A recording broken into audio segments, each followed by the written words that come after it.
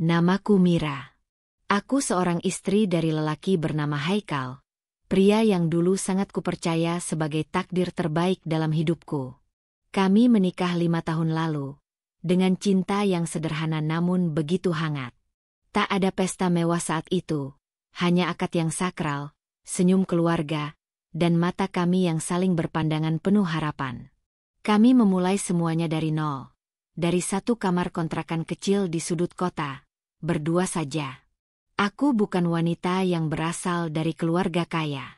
Sejak kecil, aku terbiasa hidup dengan penuh perhitungan. Ibuku seorang penjahit rumahan, sedang ayahku sudah lama tiada. Didikan ibu membuatku terbiasa mandiri, dan itu juga yang kubawa ketika membangun rumah tangga dengan Haikal.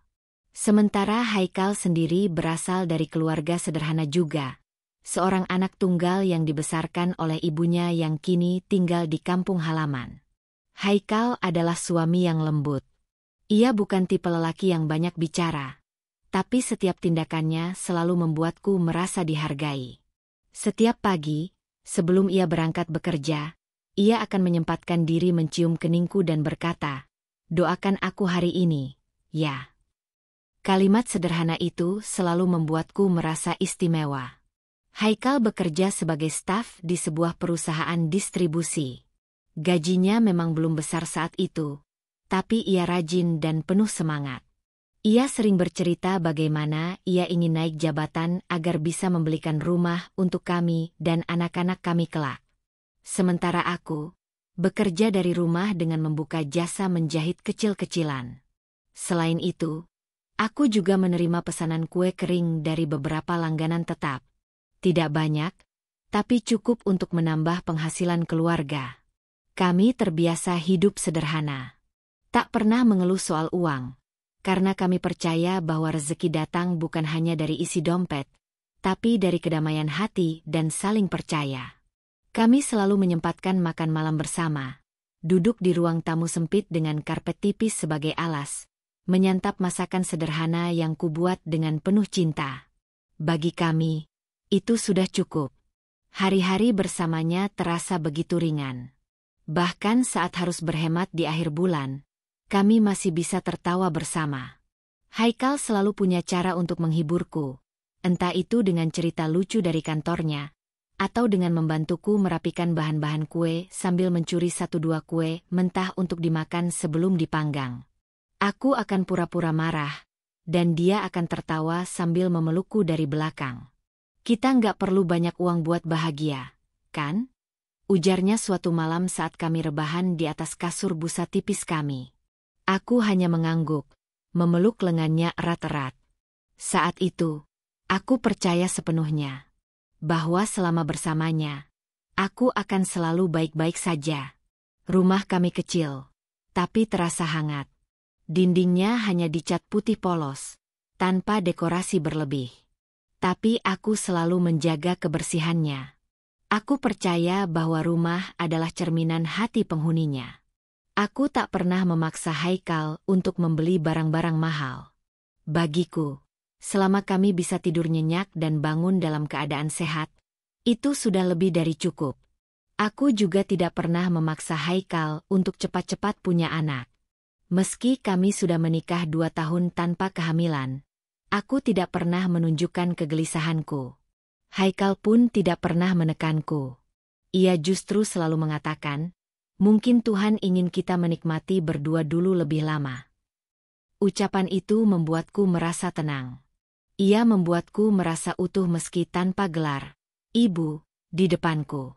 Tak jarang teman-temanku iri melihat kedekatan kami. Bagi mereka, aku sangat beruntung memiliki Haikal. Dan memang benar, saat itu aku merasa seperti wanita paling beruntung di dunia. Aku selalu bersyukur setiap hari. Dalam setiap sujud, aku tak henti memohon agar cinta kami tetap hangat seperti ini selamanya. Haikal pun tidak pernah berubah.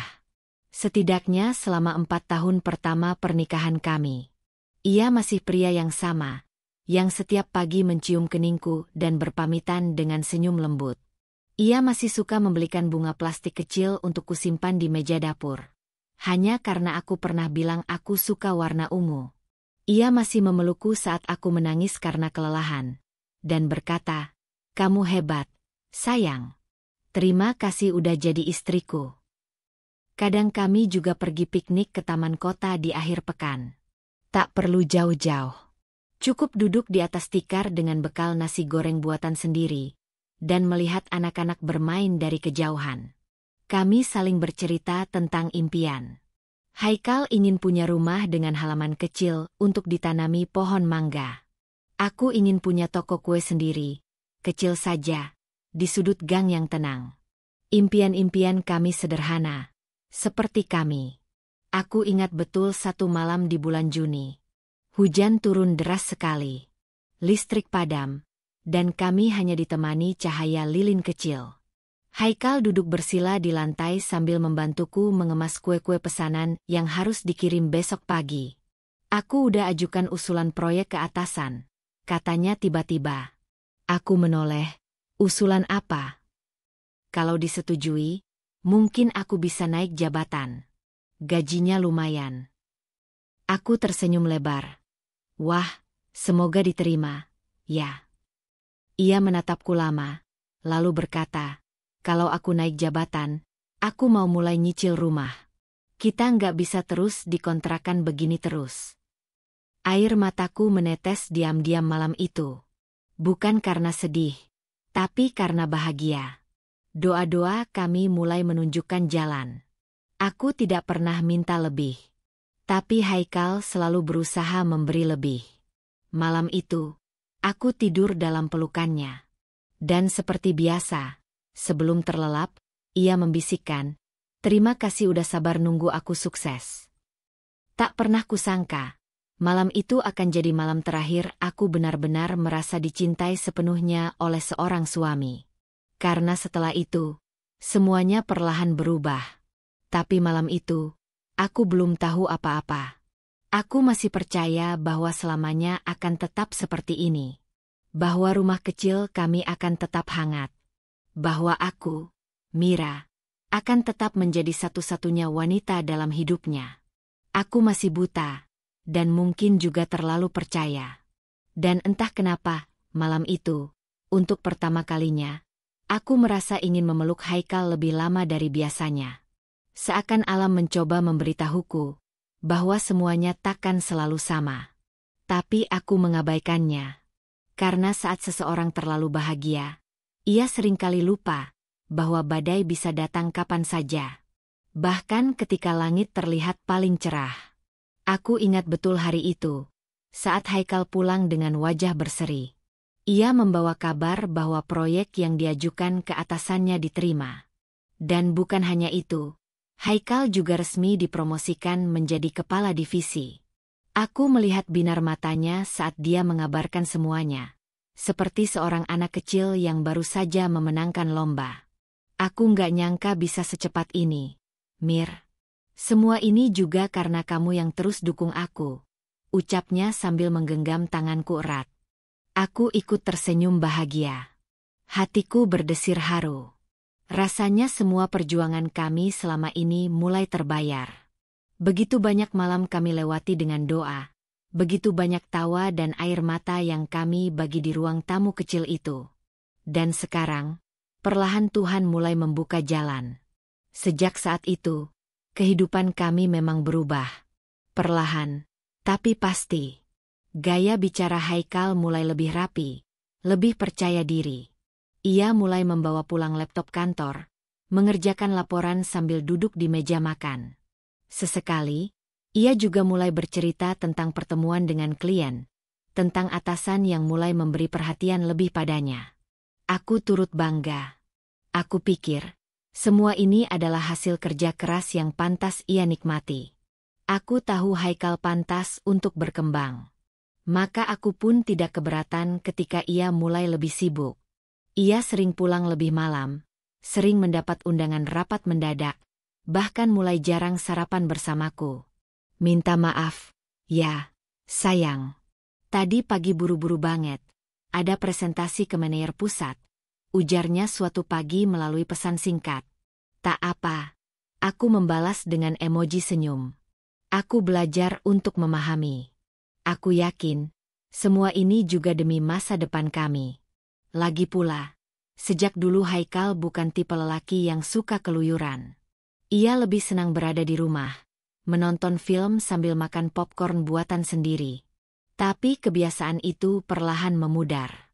Sudah 2 minggu ini ia selalu pulang setelah jam 8 malam. Aku masih bisa menerima.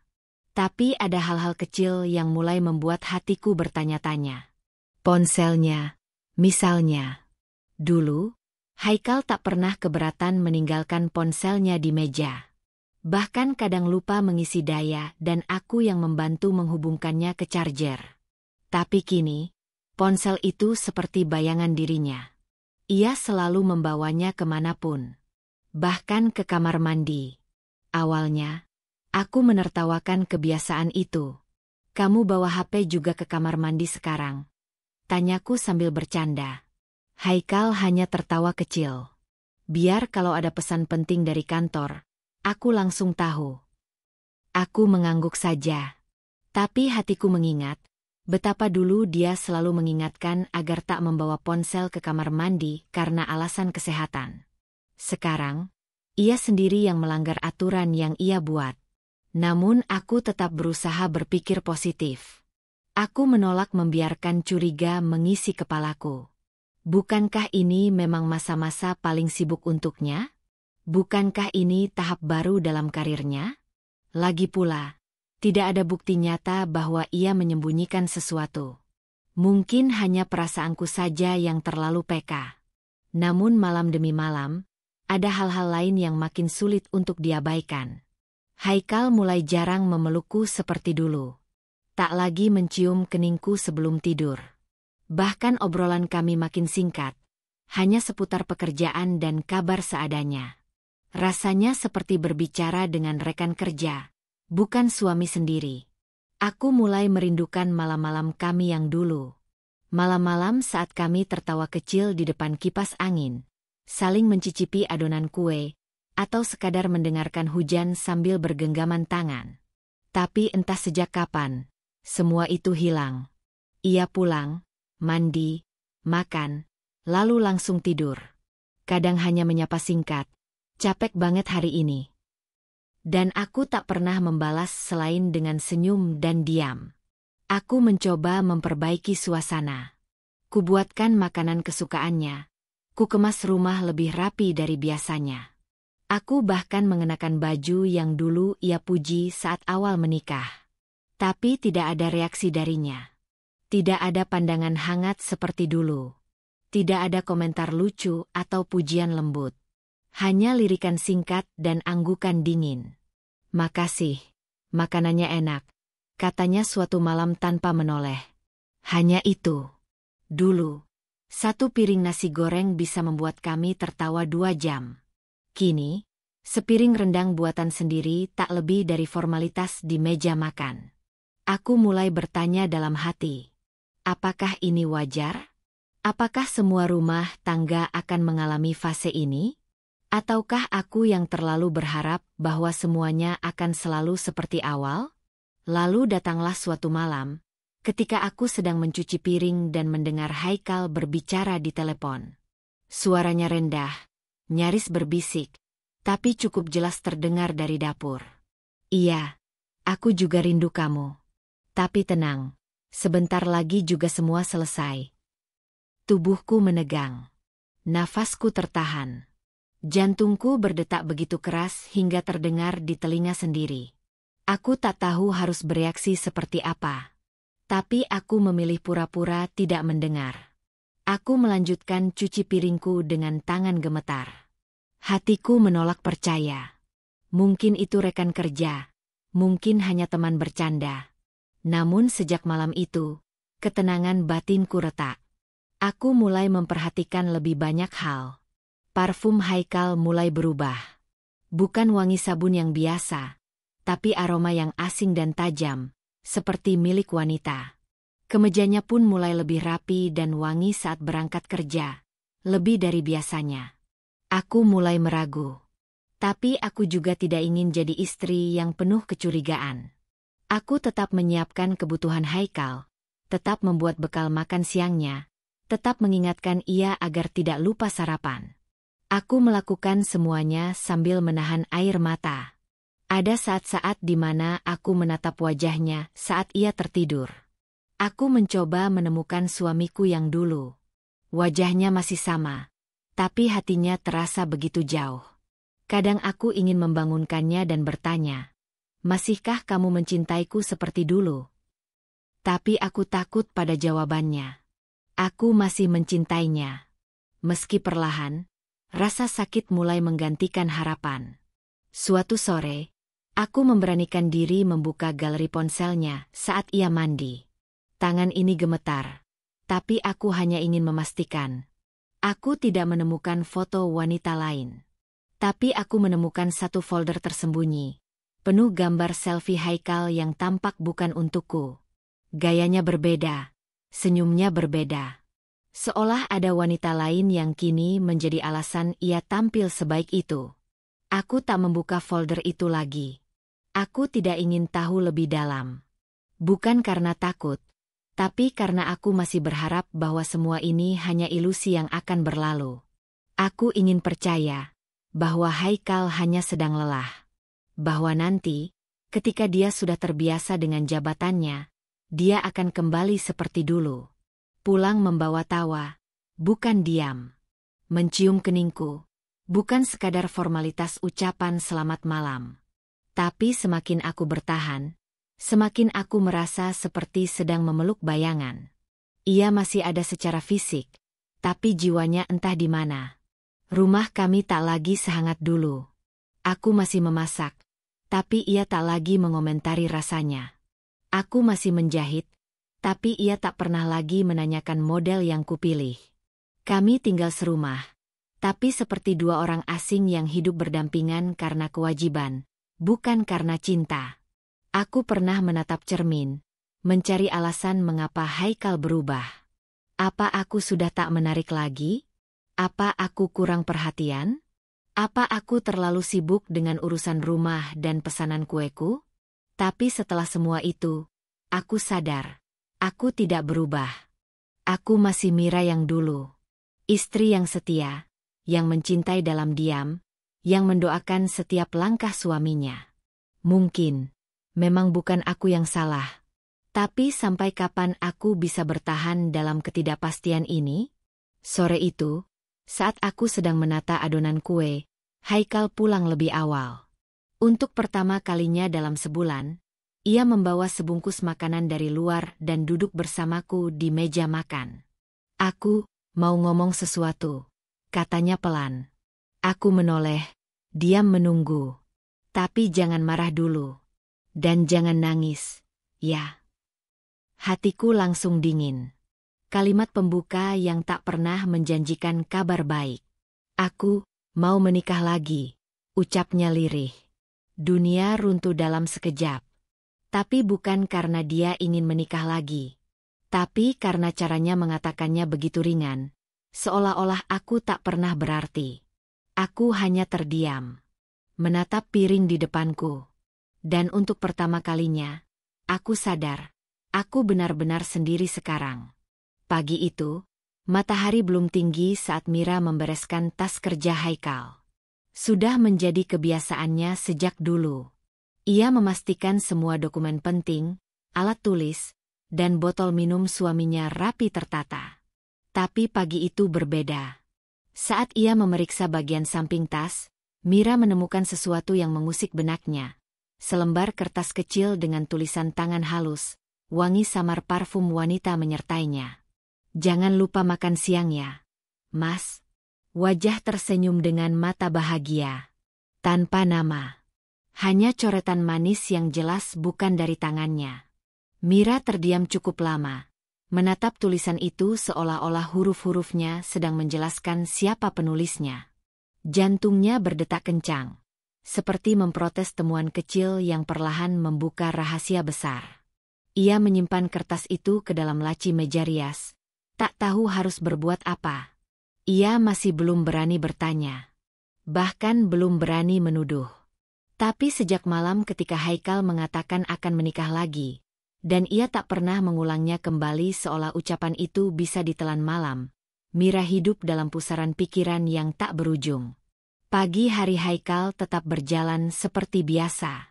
Ia mandi, memakai kemeja putih kesukaannya, menyemprotkan parfum dan menyisir rambut ke belakang. Tapi kali ini Mira memperhatikan satu hal yang terasa asing, wangi parfumnya. Bukan aroma maskulin yang biasa ia kenal, tapi wangi manis seperti milik seorang perempuan. Ia mengenal aroma itu. Pernah mencium bau yang sama beberapa hari lalu saat membersihkan jok mobil. Kala itu, ia pikir mungkin wangi dari pewangi mobil baru yang dibeli Haikal. Tapi tidak. Sekarang ia yakin. Itu bukan pewangi mobil. Itu parfum wanita. Mira mulai melihat tanda-tanda kecil lain yang selama ini ia abaikan. Di mobil, ada helaian rambut panjang yang tersangkut di saat belt bagian penumpang depan. Rambut hitam yang lebih panjang dari rambutnya sendiri. Di lantai mobil, ada satu sisa bungkus permen rasa mint, merek yang tidak pernah dibeli Haikal. Dan di bawah jok, Mira sempat menemukan tisu basah yang belum dibuka, varian aroma mawar. Semua itu terasa seperti potongan puzzle yang tercecer. Satu persatu mulai tersusun dalam benaknya. Mira mulai resah. Hatinya kacau, pikirannya tak menentu. Ia mulai lebih sering menatap ponselnya, berharap Haikal mengirim pesan seperti dulu, seperti saat mereka masih saling mengabari hanya karena rindu. Tapi kini Haikal lebih sering tidak memberi kabar, bahkan kadang tidak membalas pesannya seharian. Mira pernah mencoba memeriksa ponsel Haikal saat suaminya tertidur. Tapi sekarang, ponsel itu selalu terkunci dengan pola baru yang tak pernah ia tahu. Dulu mereka berbagi segalanya, termasuk sandi ponsel. Tapi kini, seolah ada tembok tinggi yang dibangun di antara mereka. Tak terlihat, tapi sangat nyata. Malam itu, Mira duduk di ruang tamu seorang diri. Di pangkuannya, laptop menyala dengan laman pencarian terbuka. Ciri-ciri suami selingkuh. Ia tidak sedang mencari pembenaran. Ia hanya ingin tahu, apakah semua yang ia rasakan memang nyata? Air matanya mengalir perlahan tanpa suara. Ia menahan isak agar tidak terdengar hingga ke kamar. Hatinya hancur, tapi ia terlalu takut untuk bertanya, karena ia tahu, jawaban yang akan keluar dari mulut Haikal mungkin adalah sesuatu yang paling tidak ingin ia dengar. Setiap hari, Mira hidup seperti berdiri di ujung tebing. Ia merasa angin kencang akan datang kapan saja dan menjatuhkannya. Tapi ia tetap bertahan, berharap bahwa Haikal akan kembali. Bahwa semua ini hanya sementara. Bahwa kesibukan, tekanan kerja, dan lingkungan baru Haikal hanyalah badai yang bisa dilewati. Namun hari itu, badai benar-benar datang. Pagi menjelang siang, Mira memutuskan untuk membersihkan mobil Haikal. Ia tahu Haikal tak suka orang lain membersihkan kendaraannya, jadi ia melakukannya diam-diam. Tapi bukan hanya debu yang ia temukan di sana. Di bawah jok penumpang, Mira menemukan sebuah kantong kecil berwarna pink, berisi lip balm dan sisir mini. Benda-benda itu jelas bukan miliknya. Tangan Mira bergetar saat memegang benda itu. Ia memandangi sisir kecil berwarna pastel itu lama sekali, lalu meletakkannya kembali ke tempat semula. Rasanya seperti tertampar. Tapi anehnya, tidak ada air mata. Hanya hening. Seperti jiwanya perlahan mati oleh kenyataan. Sore harinya, Haikal pulang dengan ekspresi lelah seperti biasa. Tapi kali ini, Mira menatapnya dalam-dalam. Ingin sekali bertanya, ingin sekali berteriak, siapa dia? Tapi mulutnya terkunci. Dan seperti biasa, Haikal langsung masuk kamar tanpa banyak bicara. Malam itu, Mira memberanikan diri membuka laci kerja Haikal saat suaminya pergi mandi. Ia tak berharap menemukan apapun. Tapi di antara tumpukan kertas dan map, ia menemukan nota pembayaran hotel. Tertanggal seminggu lalu. dengan nama Haikal sebagai pemesan. 2 malam. Hancur. Mira menatap kertas itu seolah tak percaya. Dunia yang selama ini ia bangun perlahan runtuh. Ia tak butuh bukti lebih banyak lagi. Semuanya sudah sangat jelas. Namun tetap saja, ia diam. Bukannya tidak ingin melawan. Tapi entah mengapa, luka seperti ini membuat seseorang lebih sering membisu. Terlalu sakit untuk dibicarakan. Terlalu menyayat untuk diungkapkan. Malam itu, Mira duduk di sisi tempat tidur, menatap punggung Haikal yang mulai mendengkur pelan. Ia menyentuh lengannya perlahan, seolah ingin menyampaikan ribuan kata hanya dengan sentuhan. Tapi Haikal tidak bergeming. Dan saat itulah Mira sadar, ia sedang mencintai seseorang yang mungkin tak lagi mencintainya. Beberapa hari berikutnya, Mira mulai menata pikirannya. Ia mulai menulis setiap hal kecil yang membuat hatinya curiga. Setiap benda, setiap kata, setiap perubahan sikap Haikal. Ia tidak tahu mengapa. Mungkin untuk menciptakan keberanian, atau sekadar agar hatinya tahu bahwa ia tidak berhalusinasi. Ia tidak pernah memperlihatkan kesedihannya. Ia tetap seperti biasa, menyiapkan makan pagi, mencuci pakaian, menata kamar, bahkan tersenyum saat Haikal pulang kerja. Tapi senyumnya kini tidak lagi tulus. Hanya topeng. Hanya pelindung agar air matanya tak terlihat. Namun tubuh tidak bisa terus berpura-pura. Suatu pagi, Mira terbangun dengan tubuh lemas. Kepalanya pusing dan perutnya mual. Ia pikir hanya kelelahan. Tapi saat ia menghitung waktu, ia sadar bahwa siklus bulanannya sudah terlambat lebih dari 2 minggu. Pikiran buruk langsung membanjiri benaknya. Tapi ada juga setitik harapan kecil. Mungkinkah ia sedang mengandung? Dan jika iya, apakah ini saat yang tepat? Ia membeli test pack diam-diam, menyimpannya di laci kamar mandi. Malam harinya, setelah memastikan Haikal sudah tidur, ia masuk dan mengunci pintu. 2 garis. Mira terduduk di lantai kamar mandi. Tangannya gemetar memegang alat kecil itu. Air matanya mengalir deras. Ia hamil. Tapi bukannya bahagia. Ia justru merasa seperti ditusuk ribuan duri. Di saat ia paling rapuh, di saat rumah tangganya di ujung tanduk, Tuhan memberinya kehidupan baru dalam rahimnya. Ia tak tahu apakah ini berkah atau ujian. Malam itu, Mira tidur dengan tangannya di perut. Untuk pertama kalinya dalam beberapa minggu, ia berbisik dalam hati, "Aku akan kuat. Demi kamu, Nak, Mama akan kuat."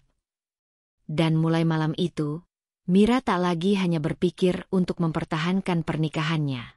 Tapi ia mulai berpikir, bagaimana caranya bertahan untuk dirinya sendiri. Dan untuk bayi kecil yang sedang tumbuh dalam diam. Hari itu langit mendung sejak pagi. Hujan turun perlahan, membasahi jendela rumah dengan irama monoton yang entah kenapa membuat dada Mira semakin sesak. Sejak malam sebelumnya, ia sudah menyusun keberanian. Ia tak bisa terus hidup dalam ketidakpastian, tak bisa terus membohongi diri sendiri bahwa semuanya akan kembali seperti dulu. Haikal duduk di ruang makan, seperti biasa menikmati sarapan yang disiapkan Mira. Tapi kali ini tak ada senyum hangat dari wanita itu. Tak ada sapaan manja atau pertanyaan ringan. Hanya keheningan yang tegang. Mira berdiri tak jauh dari meja, menggenggam map coklat kecil yang sudah beberapa hari ia sembunyikan. "Mas," panggilnya pelan, nyaris seperti bisikan. Tapi cukup untuk membuat Haikal mengangkat kepala. Mira menarik napas panjang, mencoba menenangkan hatinya yang berdetak tak karuan. "Aku mau bicara. Sekarang." Haikal mengangguk. Wajahnya tenang, bahkan terlalu tenang. Tapi Mira bisa melihat tatapan waspada di matanya. Tatapan seorang pria yang tahu bahwa ia akan dihakimi. Dengan tangan sedikit gemetar, Mira meletakkan map itu di atas meja. Ia membuka satu persatu isinya. Foto-foto nota hotel, bungkus permen, tisu parfum, dan secari kertas bertulisan tangan yang ia temukan di tas kerja Haikal. Haikal tak bicara. Ia hanya menatap benda-benda itu sejenak, lalu menunduk. Dan disitulah, Mira tahu, jawabannya sudah jelas, bahkan sebelum mulut suaminya berbicara. "Kamu mau bilang apa sekarang?" tanya Mira pelan, suaranya serak menahan emosi. Haikal menghela napas panjang, menyandarkan tubuhnya ke kursi. "Aku nggak mau bohong lagi, Mira." Mira berdiri kaku, menanti pengakuan itu keluar. "Aku memang dekat sama perempuan lain." Kalimat itu meluncur dari mulut Haikal dengan datar, seolah ia sedang membacakan laporan keuangan, bukan menyayat hati istri yang telah menemaninya selama bertahun-tahun. Mira menarik napas dalam-dalam, mencoba menelan kenyataan yang baru saja dilontarkan dengan begitu mudah. "Siapa dia?" tanyanya lirih. Haikal menatap ke arah jendela. "Namanya Laras. Kami kerja bareng di kantor.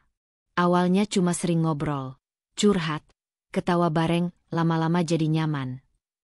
Mira ingin menertawakan ironi itu. Begitu mudahnya kata nyaman menggantikan tahun-tahun penuh perjuangan dan pengorbanan yang telah mereka jalani bersama. Begitu murahnya perasaan itu, seolah ia bukan istri, tapi hanya cerita lama yang membosankan. "Jadi, kamu selingkuh karena nyaman?" Mira menggigit bibirnya, berusaha agar air mata tak jatuh. Haikal menatapnya, dan untuk pertama kalinya dalam percakapan itu, ada rasa bersalah di matanya. "Aku nggak tahu kenapa bisa begini. Aku cuma merasa capek. Semua di rumah rasanya begitu-begitu aja. Nggak ada hal baru, nggak ada tantangan." Mira tertawa kecil, getir. "Begitu-begitu aja? Kita bangun rumah ini dari nol, Mas. Aku kerja sambil urus rumah, masak, cuci, bersihin semuanya tanpa bantuan orang lain. Aku selalu ada buat kamu. Bahkan waktu kamu belum punya apa-apa. Dan sekarang, kamu bilang, kamu bosan." Haikal menunduk. "Aku tahu aku salah, Mir. Tapi aku juga manusia." Mira meremas dadanya yang terasa sesak. "Dan aku apa? Aku bukan manusia, Mas. Aku nggak capek. Aku juga punya perasaan. Aku juga pernah bosan. Tapi aku tetap di sini, karena aku percaya kita bisa melewati semuanya." Haikal diam. Tak ada pembelaan yang cukup kuat untuk menutupi luka yang ia buat. Mira menarik napas panjang, lalu berkata dengan suara yang lebih tenang, meski masih bergetar. "Sejak kapan?" Haikal tampak ragu, lalu menjawab, "Sekitar 3 bulan lalu." Mira mengangguk pelan. Dalam hatinya, semua potongan waktu itu mulai menyatu. Perubahan sikap Haikal, wangi asing di mobil, pesan rahasia, dan tatapan kosong suaminya yang kini terasa begitu jauh. "Sudah tidur dengannya?" tanyanya dengan suara nyaris tak terdengar. Haikal tertunduk, lalu mengangguk pelan. Mira menutup mata. Satu tetes air mata jatuh. Ia merasa seluruh tubuhnya bergetar, bukan karena marah, tapi karena patah. Karena seluruh hidup yang ia bangun kini runtuh oleh pengakuan satu malam yang penuh pengkhianatan.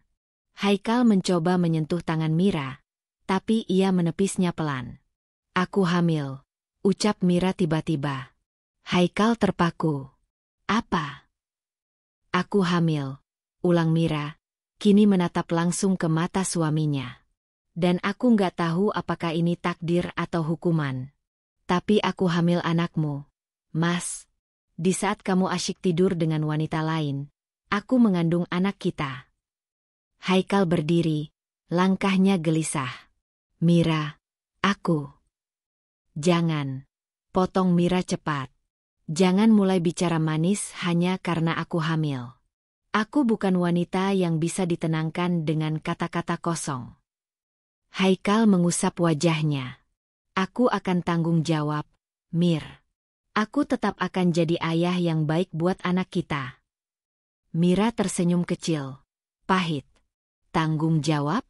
Setelah menghancurkan kepercayaan ini, kamu pikir masih ada tempat untukmu sebagai suami? Haikal terdiam. Mira berdiri, tubuhnya sedikit goyah, tapi sorot matanya teguh. Aku nggak butuh belas kasihanmu. Aku cuma butuh kejujuran. Dan sekarang aku sudah dapat itu. Terima kasih, Mas. Sekarang aku tahu, kita bukan lagi kita.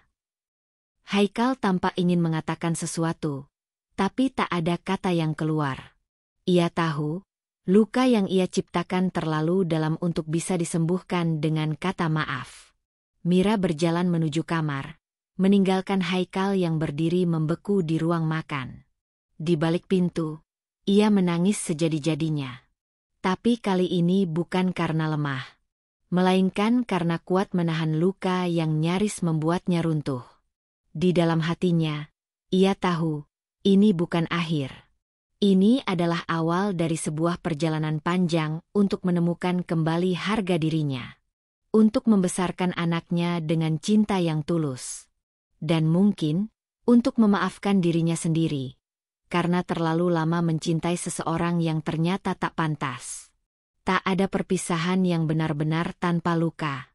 Terutama jika yang pergi adalah orang yang pernah kau percaya sebagai rumah. Hari itu, Mira berdiri di depan pintu rumahnya, membeku, menatap Haikal yang memasukkan koper terakhirnya ke dalam mobil. Tak ada lagi percakapan panjang. Tak ada tangisan. Bahkan tak ada amarah.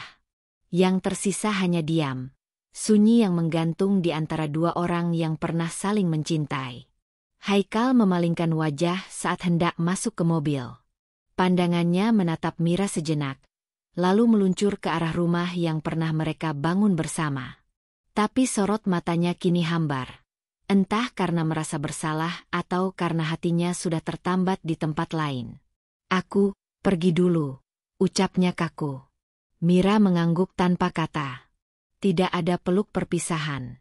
Tidak ada doa keselamatan. Hanya dada yang sesak dan mata yang tak lagi sanggup meneteskan air mata. Tangis Mira sudah kering sejak malam Haikal mengaku telah mengkhianatinya. Mobil itu akhirnya bergerak perlahan meninggalkan halaman rumah. Dan saat suara derunya menghilang di kejauhan, Mira menutup pintu dengan kedua tangan yang gemetar. Ia menyandarkan punggungnya di balik pintu kayu itu, lalu perlahan-lahan merosot ke lantai. Seng. Terlalu sunyi. Rumah yang dulu penuh tawa kini terasa seperti kuburan kenangan. Di dalam perutnya, ada kehidupan yang sedang tumbuh. Janin mungil yang belum tahu apa-apa tentang pengkhianatan, tentang luka, tentang air mata. Dan hanya itu yang kini jadi alasan Mira untuk bertahan. Mira menutup tirai jendela dan menarik napas panjang. Sudah 1 minggu sejak kepergian Haikal. Belum ada kabar. Belum ada pesan. Dan entah mengapa, Mira tidak berharap ada. Ia tahu, ini bukan hanya soal meninggalkan rumah. Ini tentang hati yang telah berpindah. Dan mungkin, juga tentang harga diri yang tak ingin lagi diinjak-injak. Setiap hari, Mira bangun lebih pagi dari biasanya. Ia mencoba menjalani rutinitas seperti biasa, meski tanpa sosok Haikal di sekelilingnya. Sarapan tetap ia siapkan, meski tak ada lagi yang duduk di meja makan menunggu teh hangat. Pakaian tetap dicuci, rumah tetap dibersihkan, hanya saja kali ini tidak lagi untuk menyenangkan siapa-siapa, hanya untuk dirinya sendiri. Namun di balik ketenangan itu, ada rahasia yang ia simpan sendiri, kehamilannya. Mira belum sanggup menceritakannya pada siapapun, bahkan kepada orang tuanya. Ia terlalu malu, terlalu sakit. Ia tidak ingin orang lain mengasihaninya. Tidak ingin dunia tahu bahwa ia sedang mengandung anak dari pria yang meninggalkannya demi wanita lain. Ia hanya pergi ke puskesmas terdekat untuk periksa kandungan, diam-diam. Setiap kali bidan bertanya, suami ibu nggak ikut? Mira hanya menjawab dengan senyum kecil dan menggeleng pelan. Mereka tak bertanya lebih jauh. Mungkin sudah terlalu sering menghadapi kisah-kisah serupa. Mira pulang dari pemeriksaan dengan hasil USG kecil yang ia simpan di dalam dompet. Ia menatapnya lama malam itu. Garis hitam putih dengan titik kecil di tengahnya. Janin yang tumbuh di rahimnya. Satu nyawa yang akan menjadi alasan mengapa ia tak boleh menyerah. Beberapa kali, Haikal sempat menghubunginya lewat pesan singkat. Sekadar menanyakan kabar. Menanyakan apakah Mira butuh uang atau bantuan. Tapi Mira tidak pernah membalas. Tidak karena ingin tampak kuat, tapi karena ia tahu, kata-kata Haikal kini tak lagi berarti. Pria itu telah memilih pergi. Dan baginya, kepergian adalah keputusan yang tak perlu ditarik kembali. Suatu malam, saat hujan turun lagi, Mira duduk di teras sambil memeluk jaket Haikal yang masih tergantung di rak. Ia memejamkan mata, mengingat semua yang pernah mereka lewati bersama. Dari masa-masa susah, tertawa karena mie instan yang dibagi dua, sampai kebahagiaan kecil saat mereka membeli spray baru dari sisa gaji Haikal pertama kali. Kenangan itu datang seperti gelombang, menghantam dada Mira berkali-kali. Tapi kali ini, ia tak menangis. Ia hanya mengelus perutnya pelan dan berkata lirih, "Kita akan baik-baik saja, Nak. Mama janji." Hari-hari berlalu, dan Mira mulai belajar menata ulang hidupnya. Ia mulai menjahit kembali dari rumah, mengambil pesanan online dari pelanggan lama. Tangannya bekerja lebih pelan karena mual yang kadang datang tiba-tiba. Tapi ia tetap berusaha, karena kini ia tidak bekerja untuk siapa-siapa, hanya untuk dirinya dan anak yang sedang tumbuh dalam kandungannya. Ia mulai mencatat setiap pengeluaran, mengurangi kebutuhan yang tidak penting. Dulu Haikal yang mengurus semua itu, tapi sekarang Mira harus belajar sendiri. Ia bahkan belajar menyetir motor sendiri, agar bisa pergi ke pasar dan periksa kandungan tanpa harus naik ojek. Dalam diam, Mira berubah. Dari seorang istri yang dulunya menggantungkan banyak hal pada suami, menjadi seorang perempuan yang belajar berdiri di atas kakinya sendiri. Suatu sore, tetangga sebelah datang membawa kabar. Laras, wanita yang jadi selingkuhan Haikal, terlihat sering datang ke rumah dengan mobil mewah. Beberapa orang bahkan melihat mereka berbelanja bersama, tertawa di pusat perbelanjaan. Mira hanya tersenyum mendengarnya. Ia tidak lagi merasa perih. Luka itu perlahan mengering. Dan kini hanya menyisakan bekas yang mengajarkannya bahwa cinta tidak selalu bisa menyelamatkan. Malamnya, Mira menulis di buku harian kecilnya. "Aku tidak marah lagi. Aku hanya belajar menerima bahwa tidak semua hal akan berjalan seperti yang kita harapkan. Dan itu tidak apa-apa. Karena aku masih punya diriku. Dan aku masih punya anakku. Itu sudah cukup." Ia menutup bukunya dan menatap ke cermin.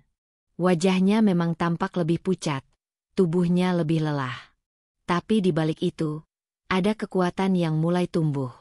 Bukan karena ia tidak hancur, tapi karena ia memutuskan untuk bangkit. Hari-hari itu, Mira mulai rajin mengikuti kelas kehamilan gratis yang diadakan oleh puskesmas. Ia duduk bersama para ibu lain, ikut mendengarkan materi tentang gizi, tentang menyusui, tentang persalinan. Di sana, ia tidak memperkenalkan diri sebagai istri siapa-siapa. Ia hanya bilang, "Saya Mira, calon ibu." Dan itu sudah cukup. Ia tidak butuh validasi dari status pernikahan. Ia hanya ingin menjadi ibu yang baik untuk anaknya. Kadang, di tengah malam saat perutnya mulai membesar, Mira merasakan tendangan kecil dari dalam. Ia akan membelai perutnya dengan senyum pelan, dan membisikkan, "Mama kuat. Kamu juga ya, Nak. Kita sama-sama kuat." Dan dari sinilah babak baru dalam hidup Mira benar-benar dimulai. Bukan sebagai istri Haikal, tapi sebagai seorang wanita mandiri yang sedang menjemput masa depan dengan luka yang sudah ia maafkan, dan anak yang akan menjadi mataharinya. Angin dini hari berhembus pelan menelusup ke sela-sela jendela kamar, membawa aroma embun dan ketenangan yang aneh. Tapi malam itu, Ketenangan tak menyentuh dada Mira. Ia menggenggam pinggiran kasur rumah sakit dengan tangan gemetar. Tubuhnya berkeringat dingin. Napasnya tersengal. Satu tarikan, satu hembusan, lalu tangis. Suara tangisan bayi akhirnya pecah memecah hening ruang bersalin. Lalu bukan satu, tapi dua tangisan bersahut-sahutan. Selamat, Bu Mira. Anak ibu kembar, dua perempuan yang cantik dan sehat. Mata Mira membelalak penuh kelegaan, lalu menutup rapat dengan air mata yang tak bisa ia tahan. Suara tangisan itu, begitu nyata, begitu hidup. Ia tak menyangka bahwa dalam tubuh rapuhnya, ia telah membentuk dua nyawa yang sempurna. Bidan meletakkan kedua bayi mungil itu di pelukannya. Mata Mira langsung membanjir. Dadanya bergemuruh oleh sesuatu yang tak bisa dijelaskan. Bahagia, haru, syukur, dan rasa ingin melindungi mereka dengan seluruh sisa hidupnya. Ia mencium kening mereka satu persatu, lalu membisikkan, "Selamat datang ke dunia, anak-anakku. Maaf kalau duniamu belum sempurna, tapi Mama janji, kalian tidak akan kekurangan cinta." Dua pasang mata mungil menatap kosong ke arah langit-langit, belum mengenal dunia, tapi sudah menjadi sumber kekuatan untuk seorang ibu yang nyaris kehilangan semuanya. Hari-hari setelah melahirkan bukan perkara mudah. Mira harus menjalani semuanya sendiri, tanpa Haikal, tanpa keluarga yang tinggal dekat, dan tentu tanpa pembantu. Tapi ia sudah membulatkan tekad. Tidak ada ruang untuk menyerah. Tidak sekarang, tidak setelah ia melahirkan dua malaikat kecil yang kini menjadi alasan napasnya. Ia memberi nama bayi pertamanya Naila, dan adiknya Naira. Dua nama yang mirip, seperti sepasang bintang yang muncul bersamaan. Naila lebih tenang, sering tertidur dengan mulut mungil terbuka. Sementara Naira jauh lebih rewel, sering menangis saat subuh menjelang.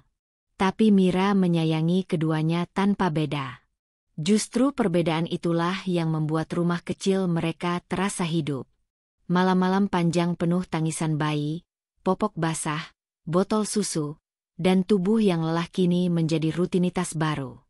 Tapi meski tubuhnya remuk, Mira merasa jiwanya utuh kembali. Ia tidak lagi merasa sendiri. Setiap suara tangis itu mengingatkannya bahwa ada dua alasan kuat untuk terus berdiri. 2 bulan setelah melahirkan, Mira memutuskan untuk membuka usaha kecil-kecilan di rumah. Ia membuat makanan ringan homemade seperti donat kentang, risoles, dan bolu kukus yang dulu sering ia sajikan untuk Haikal saat masih tinggal bersama. Bedanya, sekarang makanan itu untuk dijual. Ia meminjam uang dari arisan RT, membeli bahan seadanya, dan mulai memasak sambil menyusui. Kadang ia menyimpan bayi-bayinya dalam keranjang ayunan, kadang ia menggendong salah satu di punggung sambil mengaduk adonan. Kehidupan barunya tidak pernah sunyi, tapi justru itulah yang ia syukuri. Pelanggan mulai berdatangan. Pertama, tetangga dekat. Lalu teman-teman arisan. Lalu dari mulut ke mulut, pesanan datang semakin banyak. Mira memaksimalkan media sosial. Ia memotret produknya dengan pencahayaan alami, memberi nama usaha kecilnya, Dapur Naina, gabungan nama anak-anaknya. Satu persatu, roda kehidupannya mulai berputar kembali. Setiap pagi, Mira bangun pukul 4. Ia menyiapkan adonan donat, memotong sayur untuk risoles, menyusun kemasan. Semua dilakukan sambil mengawasi dua anaknya yang kini sudah bisa tengkurap dan tersenyum lebar. Mereka tumbuh cepat, dan Mira memastikan dirinya hadir di setiap detik tumbuh kembang mereka. Ia juga belajar dari YouTube tentang cara membesarkan anak kembar, tips menyusui ganda, dan bahkan belajar mencatat laporan keuangan usaha. Hal-hal yang dulu tak pernah ia bayangkan kini menjadi rutinitas harian. Sesekali ia mengingat masa lalu, saat Haikal masih ada. Tapi perasaan sakit itu perlahan tak lagi menguasai. Ia sudah melewatinya. Ia tidak menyimpan dendam, hanya pelajaran. Bahwa cinta pun bisa lelah, dan kepergian bisa menjadi awal baru. Suatu siang, Saat Mira sedang mengantar pesanan ke rumah pelanggan tetapnya, ia bertemu dengan seorang wanita muda yang turun dari mobil. Wanita itu mengenakan pakaian mahal, membawa tas bermerek, dan mengenakan kacamata hitam besar. Saat wanita itu membuka kacamatanya, mata mereka bertemu. Itu Laras. Selingkuhan Haikal. Mira tertegun sejenak, tapi ia tersenyum kecil. Bukan senyum sinis, tapi senyum tulus yang tak lagi memiliki luka. Laras tampak gugup, jelas tidak menyangka akan bertemu Mira dalam keadaan seperti itu. Tapi Mira hanya berkata sopan, "Permisi, mau antar pesanan," lalu melangkah pergi dengan tenang. Ia tidak membenci Laras. Tidak ada waktu lagi untuk membenci siapapun. Hidup terlalu singkat untuk menyimpan luka yang sudah lama mati. Naila dan Naira kini berusia 1 tahun. Mereka sudah bisa berjalan dengan langkah kecil yang tertatih, dan suara mereka yang cerewet membuat rumah mungil itu seperti taman bermain. Kadang Mira menangis malam-malam, bukan karena sedih, tapi karena terharu. Siapa sangka, dari reruntuhan hidupnya, ia bisa membangun kembali kebahagiaan seperti ini? Usahanya berkembang. Ia mulai menerima pesanan dalam jumlah besar.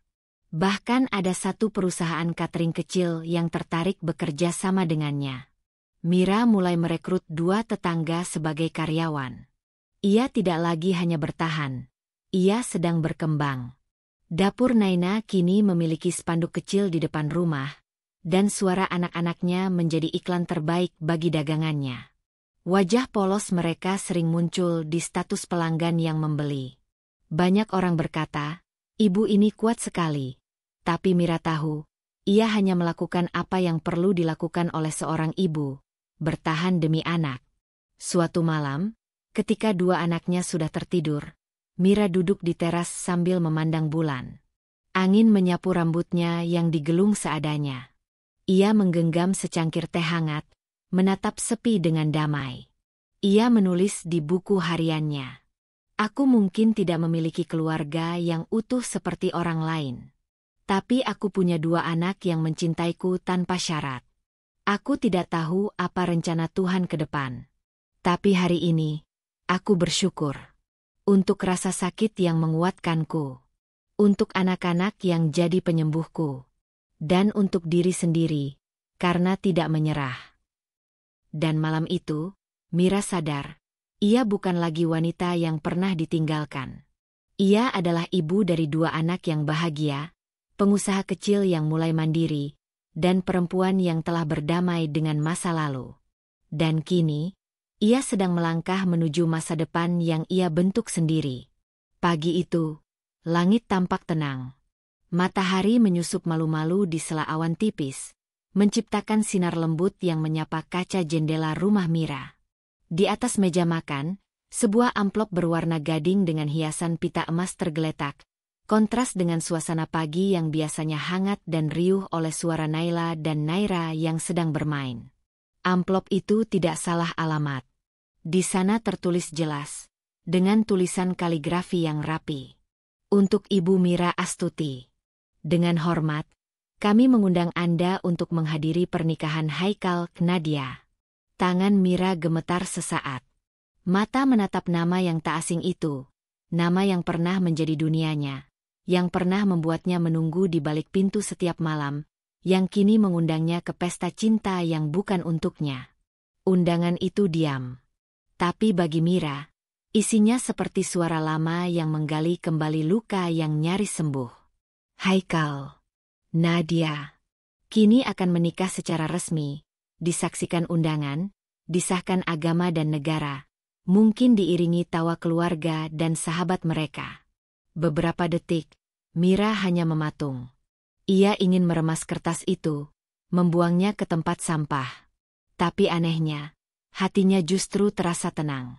Ada dentuman kecil dalam dadanya, tapi bukan kemarahan. Hanya getir. Malam harinya, setelah 2 anaknya tidur lelap, Mira duduk di tepi ranjang. Ia memandangi foto kecil Naila dan Naira yang ia bingkai sendiri. Mereka sedang tertawa sambil berpelukan di atas rumput taman, Rambut mereka acak-acakan oleh angin. Dalam senyum polos itu, Mira melihat seluruh semangat hidupnya. "Haruskah Mama datang, Nak?" bisiknya pelan, seolah dua balita itu bisa menjawab. Ia berpikir. Bukan karena ingin balas dendam. Bukan pula karena ingin membuat adegan. Tapi entah mengapa, ia ingin Haikal melihat. Melihat apa yang telah ia tinggalkan. Melihat dua anak yang darah dagingnya, yang sejak lahir tak pernah ia sentuh. Bukan demi Mira, tapi demi Naila dan Naira, yang punya hak untuk dilihat, meski hanya sekali. Mira menarik napas panjang, lalu mengambil ponselnya. Ia mengetik satu kalimat pendek kepada pengirim undangan. "Saya akan hadir. Terima kasih." Hari pernikahan itu pun tiba. Pagi-pagi sekali, Mira sudah sibuk memandikan anak-anaknya. Naila mengenakan gaun putih gading dengan pita merah muda di pinggang, sementara Naira memakai gaun senada dengan pita biru. Keduanya tampak seperti peri kecil. Rambut mereka diikat rapi oleh tangan Mira sendiri, lengkap dengan jepit bunga. Mira sendiri mengenakan kebaya sederhana berwarna abu-abu lembut. Ia tidak berusaha menjadi pusat perhatian. Tidak memakai perhiasan mencolok. Hanya wajah yang tenang, dan mata yang jernih. Tapi dalam kesederhanaannya, ada wibawa yang sulit ditepis. Aura seorang perempuan yang sudah melewati badai, dan kini berdiri dengan kepala tegak. Saat Mira memasuki gedung resepsi, suasana berubah seketika. Beberapa mata menoleh, beberapa berbisik. Tapi Mira tak peduli. Ia hanya berjalan perlahan, menggandeng kedua anaknya di kanan kiri. Kembarannya tampak terpesona oleh banyaknya bunga dan balon yang menghiasi ruangan. Di ujung ruangan, di pelaminan megah berlatarkan tirai putih dan emas, Haikal berdiri tegak bersama Nadia. Mereka tampak bahagia dari luar. Namun ketika mata Haikal menangkap sosok Mira yang melangkah masuk dengan dua anak kecil di sisinya, raut wajahnya membeku seketika. Langkah Haikal goyah. Matanya terpaku pada dua anak yang nyaris identik itu. Mata mereka, bentuk wajah, bahkan cara mereka tersenyum begitu mirip dengannya. Ia tampak limbung. Nadia menyadari perubahan ekspresi suaminya.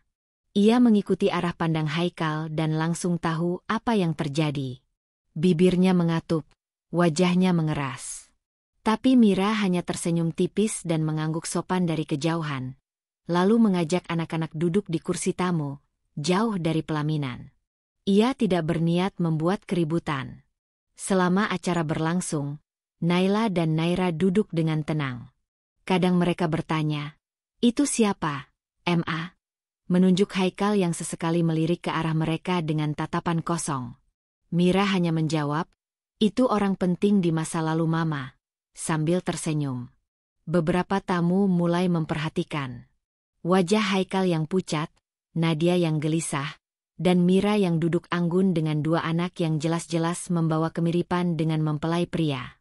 Bisik-bisik mulai menyebar, namun Mira tetap tenang. Ia tidak datang untuk merusak. Ia hanya menunjukkan kenyataan. Dan saat acara mulai longgar, Haikal turun dari pelaminan. Ia menghampiri Mira dengan langkah cepat, menunduk, dan tanpa suara, duduk di depannya. "Oh Mira, itu mereka." Suaranya parau. Mira mengangguk pelan. "Naila dan Naira, putri kandungmu." Haikal menatap dua anak yang kini memperhatikannya dengan rasa penasaran. Ada gemuruh dalam dadanya yang sulit dijelaskan. Rasa bersalah, kaget, dan mungkin kehilangan.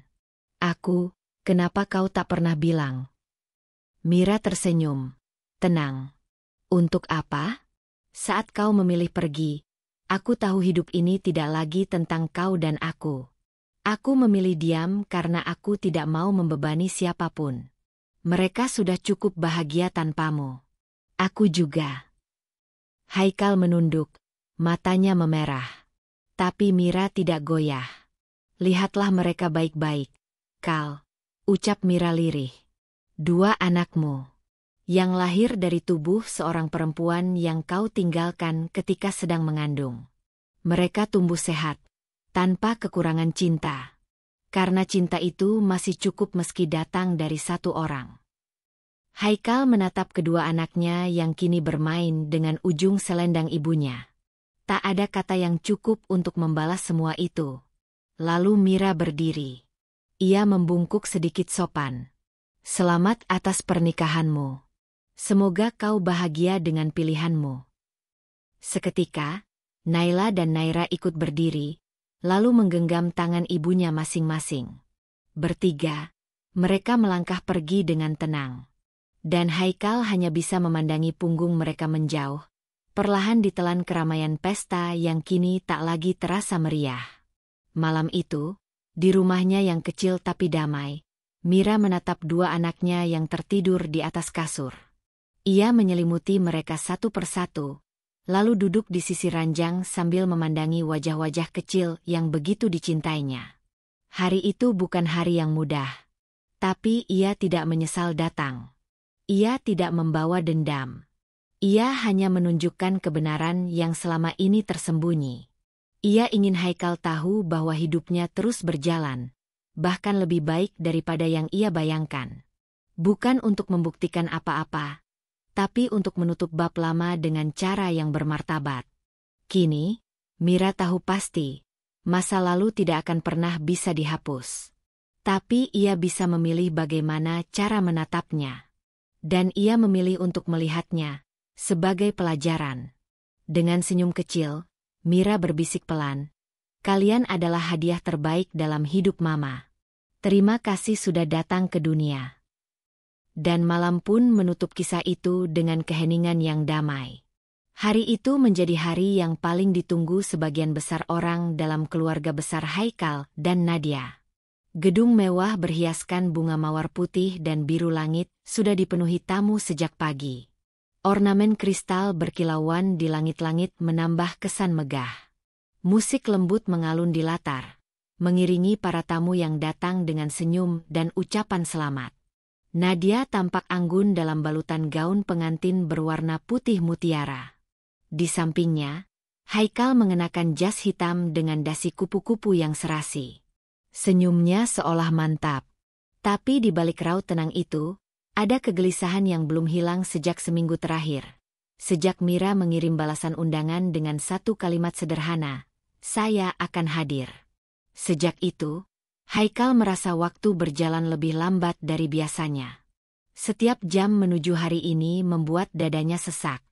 Bukan karena keraguan untuk menikahi Nadia, tapi karena bayang-bayang masa lalu yang datang bersama 2 sosok kecil yang belum pernah ia tatap langsung. Dan benar saja. Tepat pukul 11, seorang wanita memasuki gedung bersama 2 anak kecil. Langkahnya ringan, namun mantap. Sepatu hak pendek yang ia kenakan memantulkan suara halus di atas lantai marmer. Rambutnya ditata rapi, wajahnya hanya dihiasi riasan tipis yang menonjolkan ketenangan dan kedewasaan. Kebaya berwarna krem lembut membalut tubuhnya dengan anggun. Ia tak datang dengan kemewahan, tapi auranya justru menyilaukan. Itu Mira. Semua mata seketika mengarah padanya. Beberapa tamu berbisik pelan. Beberapa yang mengenal kisah rumah tangga Mira dan Haikal menatap dengan ekspresi tak percaya. Perempuan yang dulu mereka kenal sebagai istri rumahan yang pendiam, yang dicampakkan suaminya tanpa penjelasan, kini kembali. Lebih kuat, lebih elegan. Tapi bukan hanya Mira yang membuat semua terdiam. Di sisi kanan dan kirinya, 2 anak perempuan kembar menggenggam tangannya erat. Mereka mengenakan dress berwarna pastel, dengan pita kecil di rambut. Wajah keduanya begitu mirip, dan yang lebih mengejutkan, wajah mereka sangat menyerupai Haikal. Satu tamu berbisik, "Astaga, anak Haikal. Mirip sekali." Haikal, yang saat itu tengah berdiri menerima ucapan selamat, mematung. Nadia yang melihat arah pandang suaminya langsung berubah, mengikuti sumber kekagetan para tamu. Ruang megah itu seolah menjadi bisu.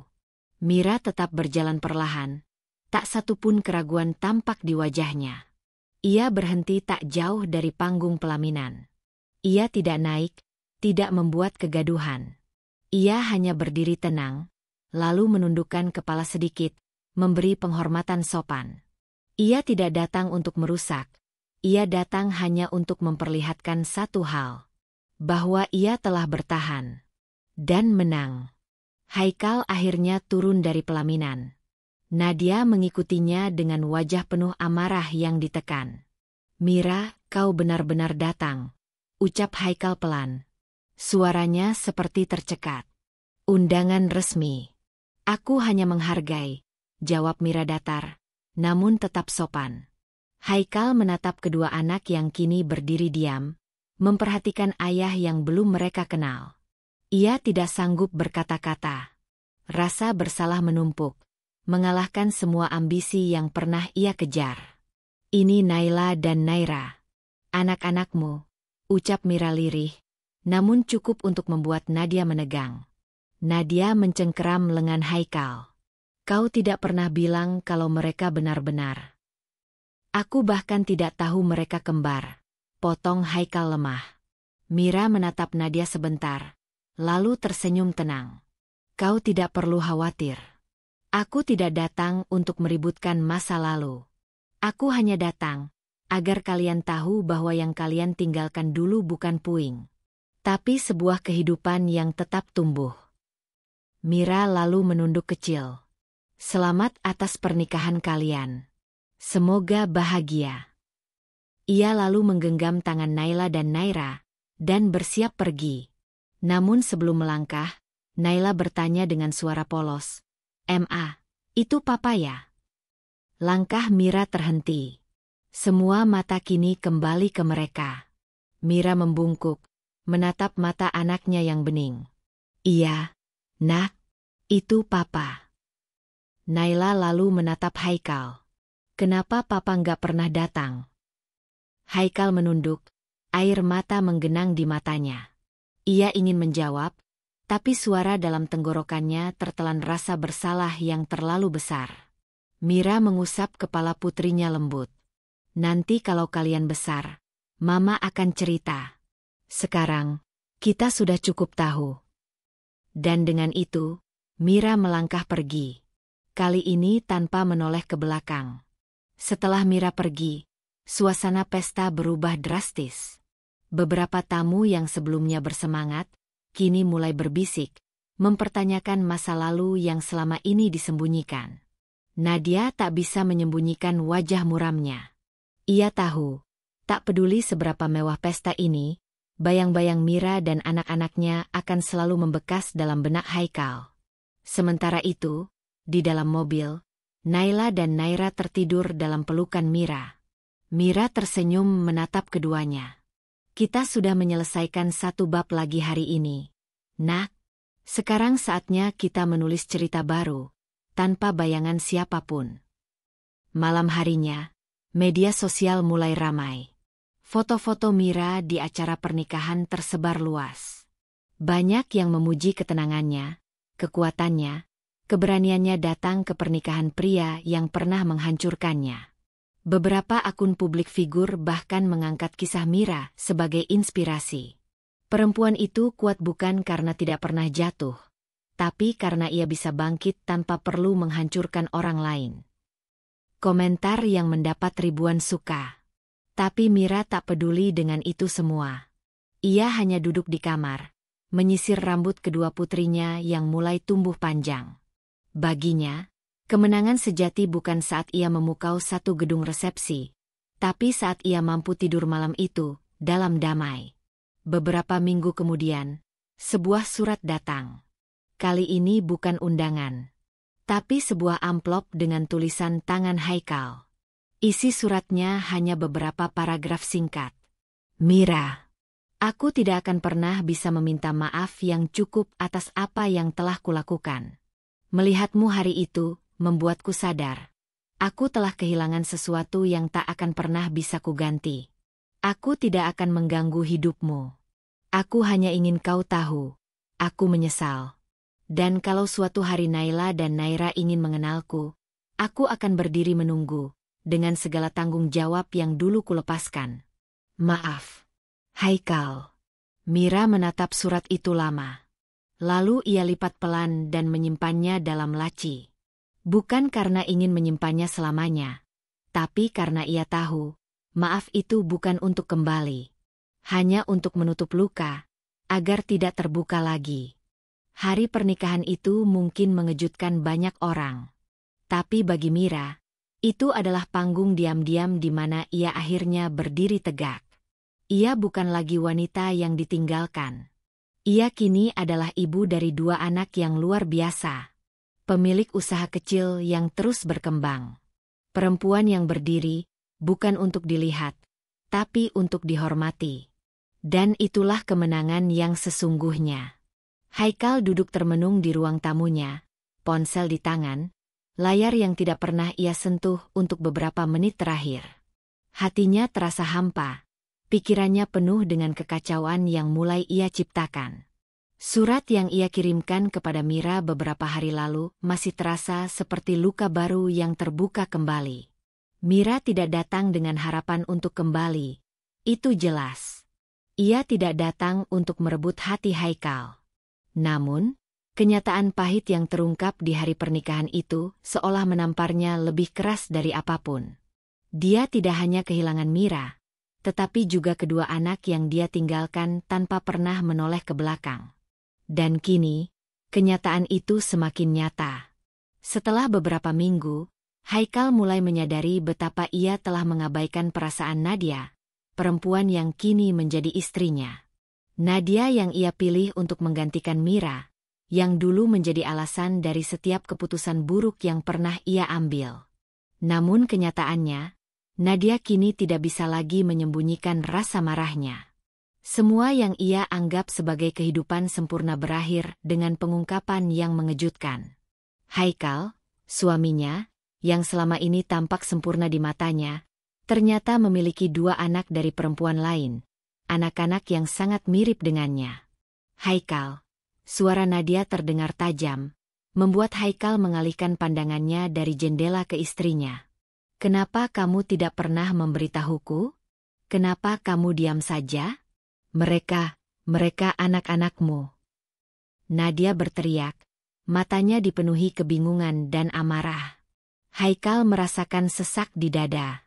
Sebelum bisa berkata-kata, Nadia sudah berdiri di hadapannya, menatapnya dengan tatapan penuh kekecewaan. Aku menikah denganmu, dan kamu tidak pernah berkata apapun tentang mereka. Kenapa kamu tidak jujur? Karena aku merasa, aku tidak berhak untuk memberitahumu. Aku sudah membuat keputusan yang salah, Nadia. Jawab Haikal dengan suara serak. Nadia menggelengkan kepalanya, wajahnya memerah. Keputusan yang salah? Dan kamu masih berharap aku bisa memaafkanmu? Ia menyeringai sinis. Kenapa kamu tidak bisa setidaknya mengatakan sesuatu? Apakah kamu pikir aku akan menerima semua ini begitu saja? Haikal menundukkan kepalanya, menyesali setiap langkah yang telah ia ambil sejak perpisahannya dengan Mira. Aku merasa bersalah. Sangat bersalah, Nadia. Aku tidak tahu bagaimana aku bisa menjelaskan semuanya.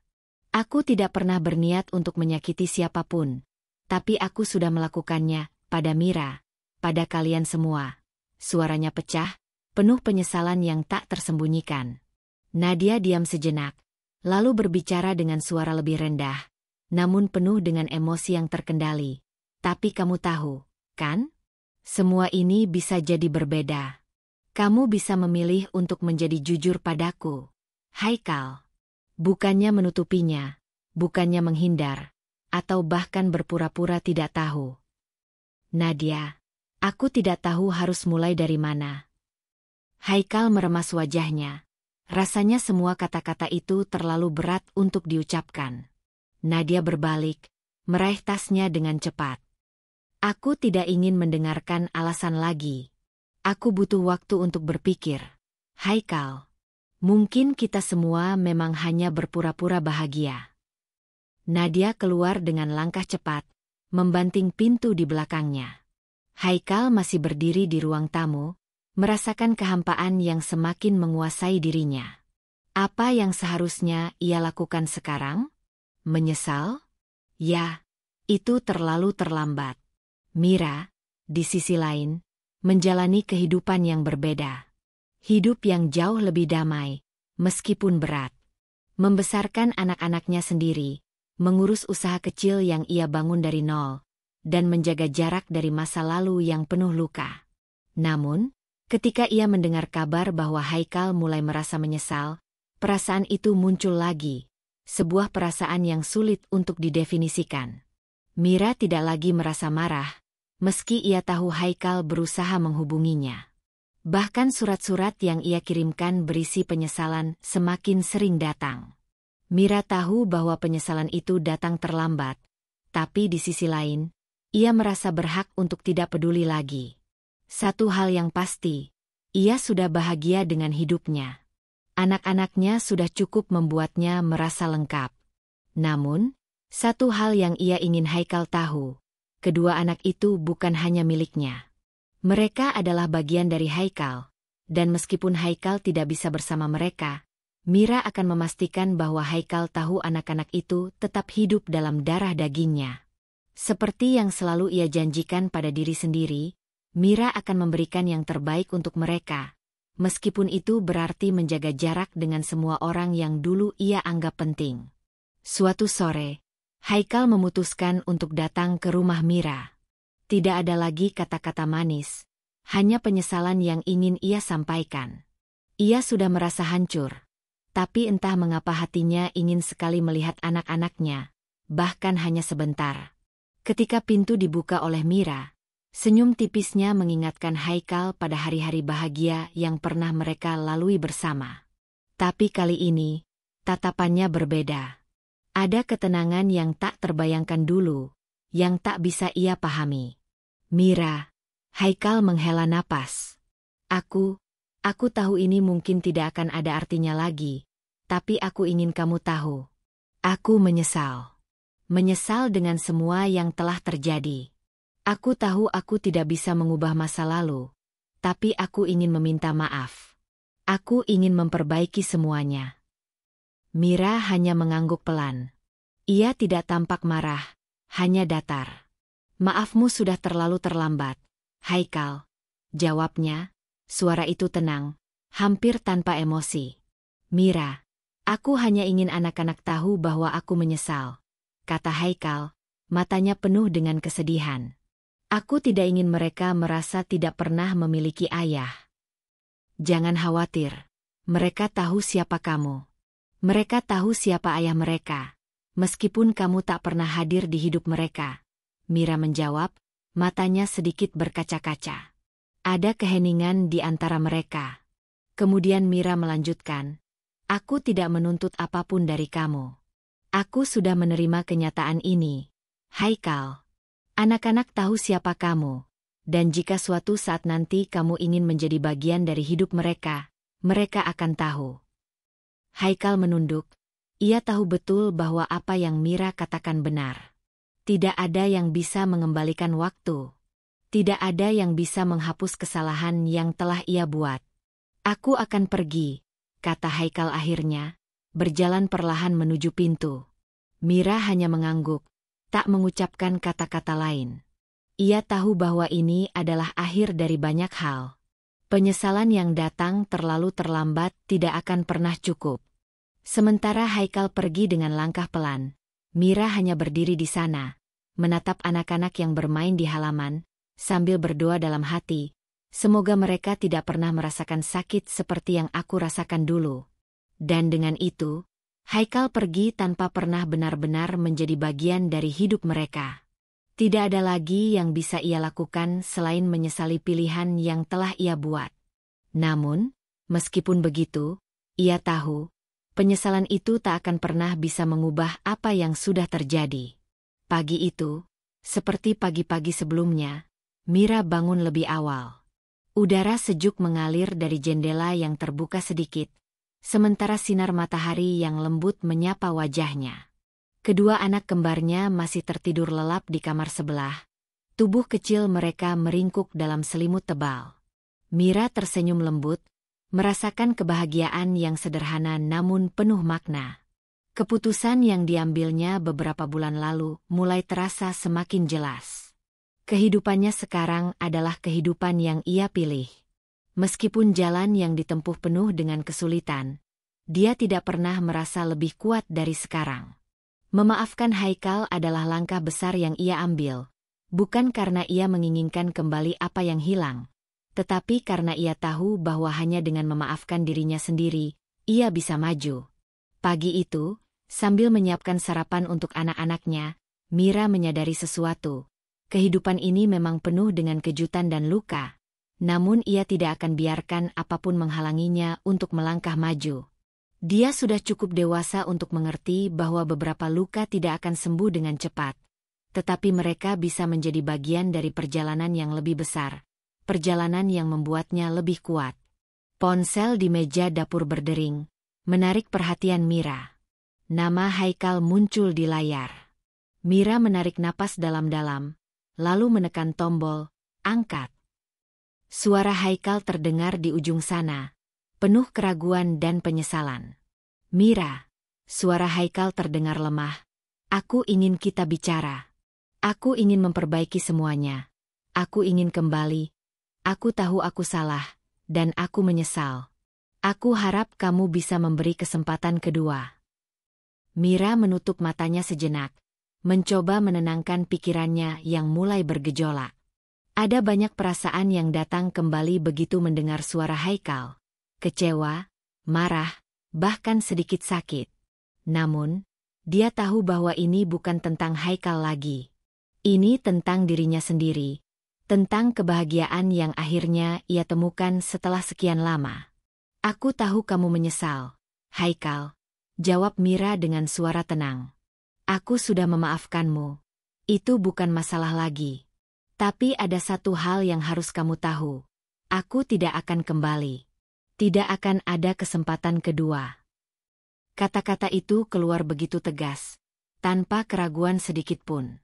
Mira merasa lega, seolah batu besar yang menghambat jalan hidupnya akhirnya terlepas. Ia tidak membenci Haikal, ia hanya memilih untuk melangkah maju. Aku tidak menginginkan kembali apa yang sudah hilang, Haikal, lanjut Mira. Aku sudah cukup menjalani hidup ini tanpa menoleh ke belakang. Aku memilih untuk fokus pada anak-anak, pada masa depan kami. Aku lebih baik sendirian, menjalani hidup dengan cara yang benar, daripada terjebak dalam masa lalu yang penuh kebohongan dan penyesalan. Di sisi lain, Haikal terdiam. Suasana sepi begitu lama, hanya terdengar suara napas berat dari ujung telepon. Mira bisa merasakan penyesalan yang semakin dalam dari suaminya, namun itu tidak membuatnya berubah pikiran. Dia sudah cukup terluka untuk mengerti bahwa terkadang, perasaan tidak cukup untuk memperbaiki semua yang telah terjadi. Aku tahu aku tidak berhak meminta apa-apa lagi. Suara Haikal akhirnya terdengar lagi, lebih rendah dan penuh kesedihan. Aku cuma ingin kamu tahu bahwa aku mencintaimu, Mira. Aku tahu aku tidak pantas mendapatkanmu. Aku tidak butuh cinta itu, Haikal, jawab Mira, kali ini dengan suara yang lebih tegas. Yang aku butuhkan sekarang adalah kedamaian, dan aku sudah menemukannya. Bukan dalam dirimu, tapi dalam diriku sendiri. Aku mencintai diriku sendiri, dan aku mencintai anak-anak kami. Itu sudah cukup untukku. Dengan suara yang semakin lirih, Haikal berkata, aku tidak tahu harus berkata apa lagi. Aku minta maaf, Mira. Maafkan aku untuk semua yang telah aku lakukan. Mira menghela napas panjang. Aku sudah memaafkanmu, Haikal. Tapi memaafkan tidak berarti harus melupakan. Kita sudah punya jalan kita masing-masing. Dan itu adalah jalan yang berbeda. Baiklah, Haikal menjawab. Suara itu terdengar patah. Aku akan pergi sekarang. Terima kasih sudah mendengarku. Setelah suara telepon itu terputus, Mira kembali menatap ponselnya sejenak. Ada perasaan campur aduk di dalam hatinya. kesedihan, tetapi juga kebebasan. Dia tahu bahwa ini adalah akhir dari segalanya. Dan mungkin, inilah awal dari hidup baru. Mira melangkah keluar dari rumah, menuju halaman depan. Anak-anak kembarnya sudah bangun dan sedang bermain di taman kecil mereka. Mereka tertawa ceria, menikmati dunia mereka tanpa beban. Mira tersenyum melihat mereka, merasa bangga dengan semua yang telah ia capai. Hari itu, seperti hari-hari sebelumnya, Mira merasa damai. Ia sudah menjalani hidupnya dengan penuh ketulusan dan keberanian, menghadapi setiap tantangan tanpa menyerah. Kini, ia tahu bahwa ia bisa lebih dari sekadar seorang istri.